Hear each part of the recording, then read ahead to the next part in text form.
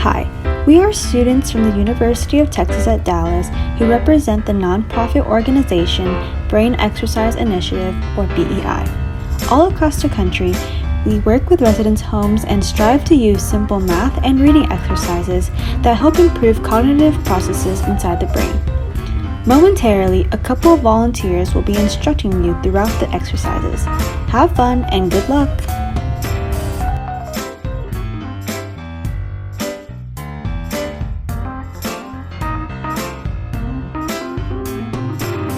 Hi, my name is Minette, and I am a student here at UT Dallas and also a volunteer with BEI. Today, we're going to be reading a passage out loud. It's very important for you to try your best to read along actively to improve your brain health. I'll be showing the paragraphs one by one throughout this video, and I hope you can read along with me. Today's reading is going to be about how the Asian carp came to America. So, the United States has a lengthy history of going to war. It is a nation born from war. Pick any years since 1776, and the odds of America being involved in at least one war is over 90%. Every US president has faced war. Still, it may surprise you to hear that the US government is at war with a fish. Asian carp were introduced to American waters during the 1970s. Southern fish farmers began importing them to help clean their ponds. Asian carp are phenomenal cleaners. Unfortunately, it didn't take too long for them to escape from these ponds, perhaps from flooding, and get into the Mississippi River. From there, they have followed their natural tendency to swim upstream. This tendency may lead them into the Great Lakes in Canada, a nightmare scenario for fishermen. Asian carp are large fish. One species, the silver carp, can grow to be 100 pounds, but despite their size, they feed from the bottom of the food chain. That means that they eat plankton and algae. For 100-pound fish can eat an awful lot of sea scum, and some of it is toxic. These carp are resistant to the toxins, but we aren't. Some Asian carp are hazardous to eat because they have so many algal toxins in their systems. They also have lots of tiny bones in their meat, which makes them difficult to prepare. Asian carp is not a popular delicacy. Introducing the Asian carp into waters that have not known them can be devastating. Beneath the surface of the water is a unique ecosystem. This system rests delicately on a balance that has evolved over millions of years. Then along come these big, hungry bottom feeders to mess up everything. They breed rapidly and densely populate the waters. Worse still, they compete with native bottom feeders. The native bottom feeders are smaller. Larger, tastier fish, like salmon, eat them. The native bottom feeders are an important part of the ecosystem. When the Asian carp outperform them, the whole food chain suffers, all the way up to the people. Not only do Asian carp mess up the food chain, they mess up people. Seriously. An Asian carp will bust you in the head. Remember that silver carp can be 100 pounds. There is a reason why they are known as flying carp. This particular species of Asian carp has a tendency to jump when frightened. They can jump up to 10 feet in the air, and the sound of boat motors frightens them. Watch out, water sports! In 2003, a woman jet skier collided with one and broke her nose and a vertebra. She almost drowned. In 2008, a teenager broke his jaw on one while tubing. Many others have been injured by these flying logs. Asian carp pose a serious threat to water skiers and boaters. In 2007, the U.S. Department of the Interior declared all silver carp to be an endangered species. In 2010, the state of Michigan passed the 30 million CARP-ACT. In 2012, Congress approved the Stop Invasive Species Act, legislation written solely to protect the Great Lakes from Asian carp. The government has been on the offensive against these large-bellied invaders. But Asian carp are difficult to catch. Since they eat from the bottom, they do not go for lures or baits like most large fish. The best way to stop them is to keep them out. The Great Lakes are connected to the Mississippi River through the 28-mile Chicago Sanitary and Ship Canal. For Chicagoans, it is the final point of resistance. A series of multi-million-dollar electric have been built along the canal. The barriers are effective at keeping adult carp at bay, but some fear that baby carp may pass through. The United States Army Corps of Engineers has been deployed along with EPA. In 2009, they poisoned the entire canal with retinone, a chemical that kills fish. The $3 million operation netted over 90 tons of dead fish and a single carp. Some think that Great Lakes must be cut off from the Mississippi River. The Michigan Attorney General sued to have the canal closed. The Ontario government and some Great Lakes states have also taken legal action, but the courts have been persuaded by the value of the canal as a shipping conduit thus far. In the meantime, the barriers continue to hold, but how long can they? The carp have the Great Lakes under siege. Is this a war that we are destined to lose? All right, I hope y'all followed along and read the passage with me. Thank you.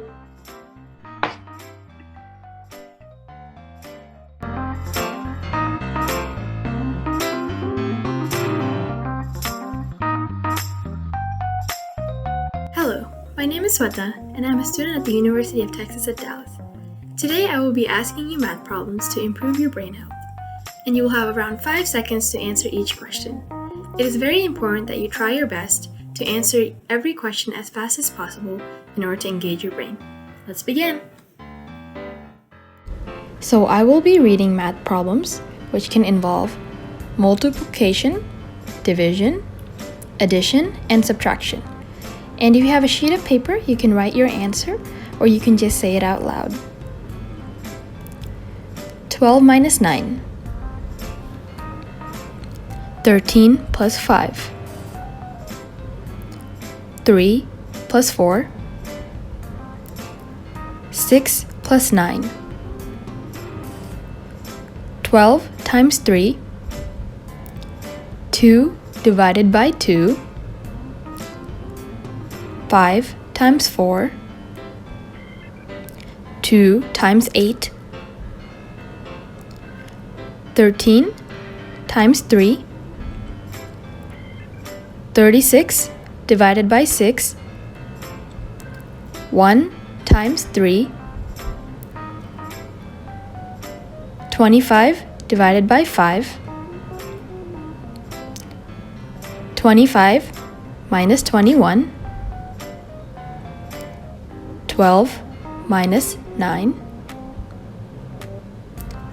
7 plus 5.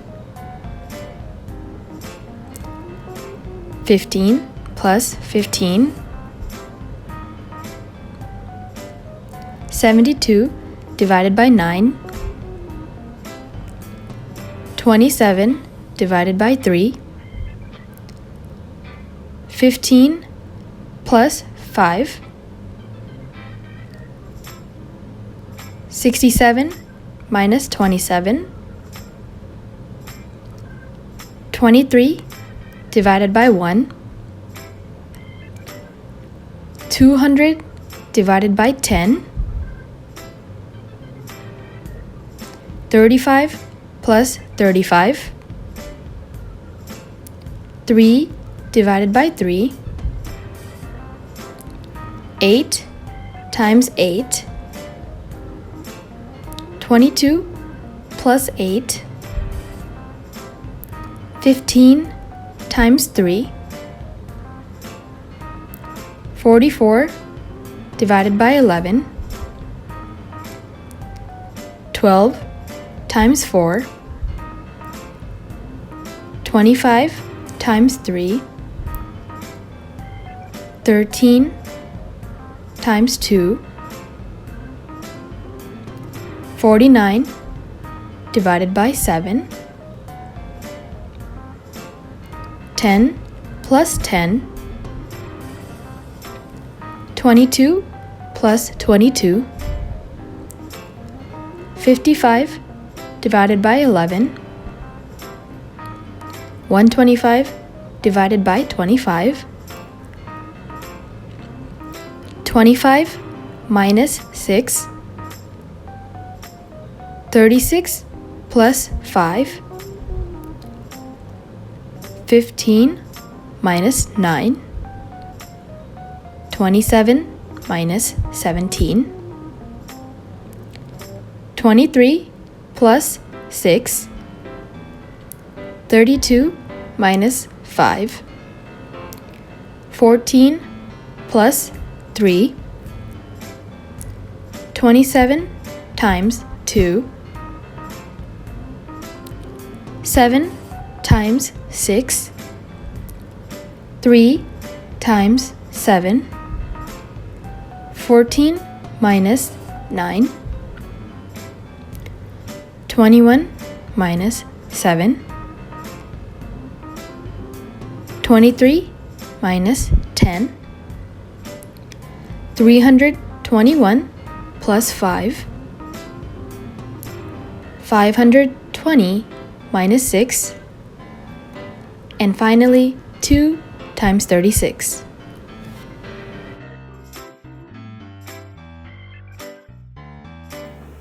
Thank you so much for watching this video, and I hope you had a good time participating in it. Congratulations on finishing the task. I hope to see you guys soon, and have a good week. Bye!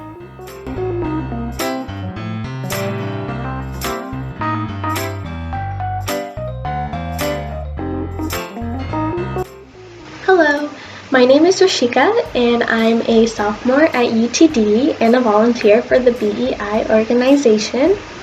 And today we'll be reading a passage, and I would encourage you to read along as well as you can.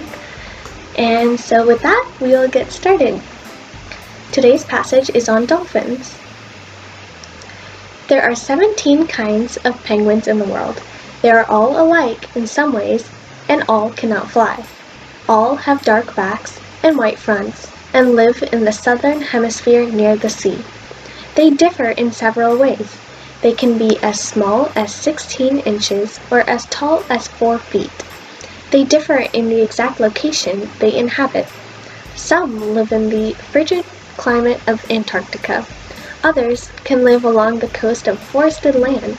Galapagos penguins live 3,000 miles north of Antarctica in a tropical climate at the equator. All penguins live at or south of the equator. Some penguins are known for yellow or orange feathers on their heads. Some have a single or double black band across their upper chest. Brush-tailed penguins have tails that are longer than any other. The emperor and the king are called the giant penguins. The little blue and the yellow-eyed are isolated types of penguins, not related to any other. Some penguins are named by what they look like. Sometimes they are named based on where they live. Penguins have torpedo-shaped bodies, long and slim. They can move quickly and gracefully throughout the sea. Their short wings and flippers move up and down swiftly. They steer with their tails and feet. Penguins have solid bones. This helps them dive. They can leap out of the water. They can travel 25 miles an hour for short distances.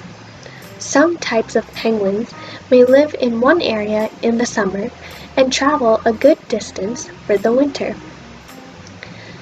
The biggest penguins are the fastest swimmers and the best divers. Emperors can dive as much as 1,500 feet below the surface of the ocean for prey.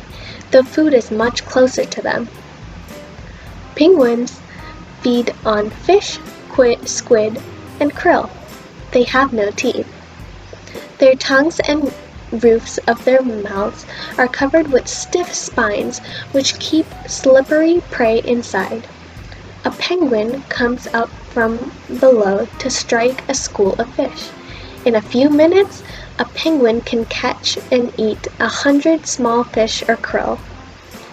Wherever penguins swim, the water is cold.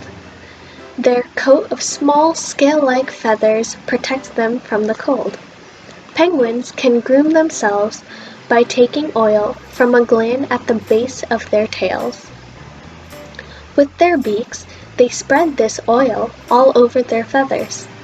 This is their way of waterproofing their bodies. A layer of stored fat under their skin also keeps them warm. It gives them extra energy when needed too. In warmer climates, penguins may have bare skin on their faces to stay cooler. Penguins could live all year in the sea, but they must come ashore to mate and raise their babies. Most nests are made by the male. Both parents help raise the babies. In warm climates, penguins must protect the eggs from the heat. Nests can be placed in crevices and caves along the shore. Penguins in colder climates build nests on top of soil or rocks out of pebbles. They are above ground to avoid being flooded by melting ice. In the spring, more than 1 million king penguins raise their young on South Georgia Island in the southern part of the Atlantic Ocean. The male and female take turns holding a single egg on top of their feet.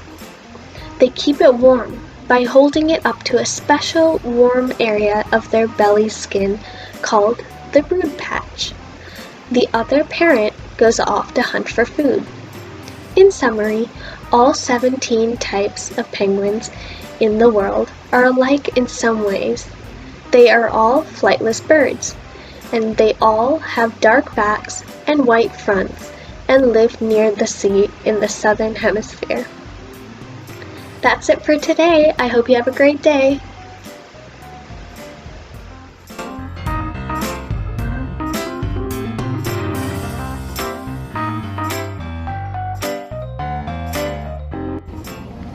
Hi, my name is Divya Dula, and I'm currently a junior studying biology at the University of Texas at Dallas. Today we're going to be doing some math problems, which are a combination of addition, subtraction, division, and multiplication problems.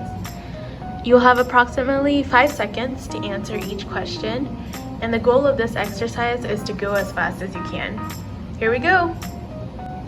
Alright, the first problem is 5 plus 6.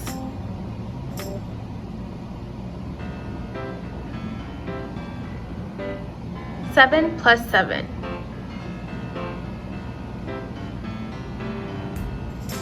9 minus 6.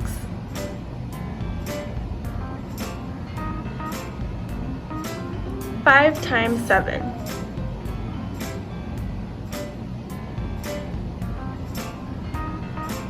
6 divided by 3. 4 times 8.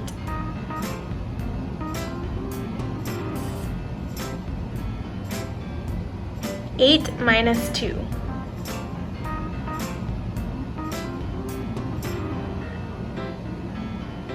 5 times 5.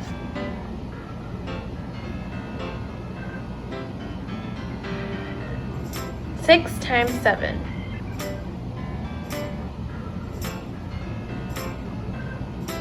8 divided by 2.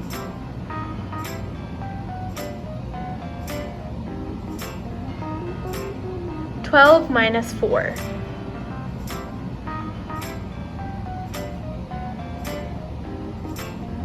11 plus 5.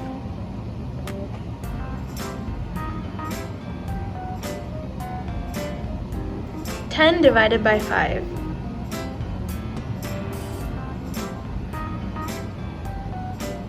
4 times 3.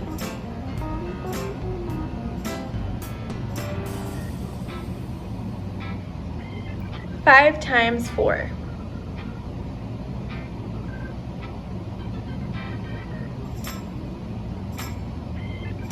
3 plus 9.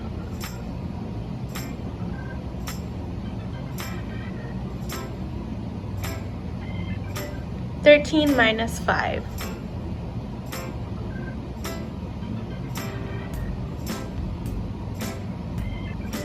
2 times 6.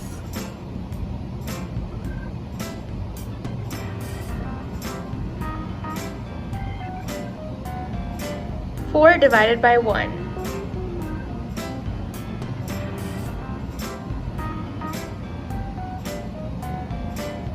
8 plus 6.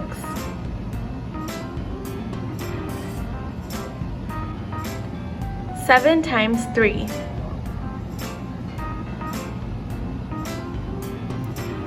12 divided by 4.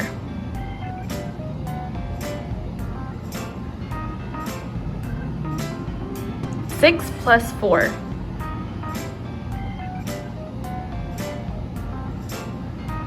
8 minus 5.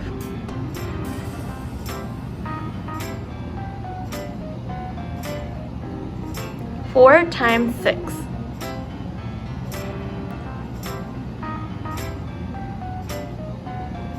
8 times 9.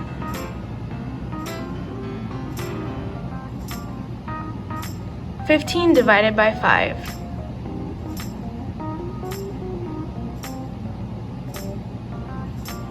5 plus 2.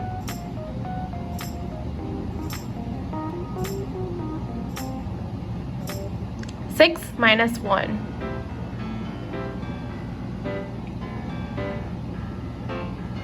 5 plus 7.